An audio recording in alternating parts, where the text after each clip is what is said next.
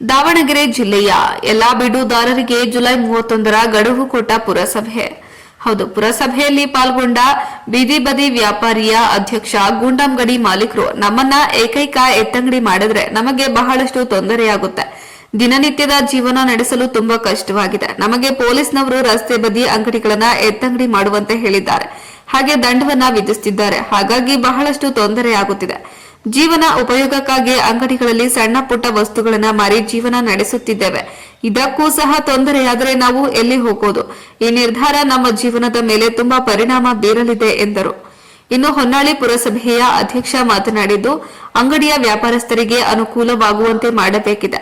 ಹಾಗೆ ಗೂಂಡಂಗಡಿ ಎಲ್ಲವನ್ನ ಒಂದೇ ಕಡೆ ವ್ಯಾಪಾರ ಮಾಡುವಂತೆ ಪುರಸಭೆಯ ಅಧ್ಯಕ್ಷರು ಹಾಗೂ ಉಪಾಧ್ಯಕ್ಷರು ಸದಸ್ಯರು ಕೂಡಿ ಹಾಗೂ ತಾಲೂಕಿನ ಶಾಸಕರ ಅಧ್ಯಕ್ಷತೆಯಲ್ಲಿ ಜಾಗದ ವಿಚಾರವಾಗಿ ಮಾತನಾಡಿ ತೀರ್ಮಾನಕ್ಕೆ ಬರಬೇಕೆಂದು ಆಗ್ರಹಿಸಿದರು. ನಂತರ ಮಾತನಾಡಿದ ಧರ್ಮಪ್ಪ, ಪುರಸಭೆಯ ವ್ಯಾಪ್ತಿಯಲ್ಲಿರುವ ಅಗಳ ಜಾಗದಲ್ಲಿ ಬೀದಿ ಬದಿ ವ್ಯಾಪಾರಸ್ಥರಿಗೆ ಹಾಗೂ ರೋಡಿನ ಅಕ್ಕಪಕ್ಕದಲ್ಲಿ ವ್ಯಾಪಾರ ಮಾಡುವವರಿಗೆ ಒಳ್ಳೆಯ ಜಾಗವೆಂದರೆ ಅಗಳ ಜಾಗ ಎಂದರು.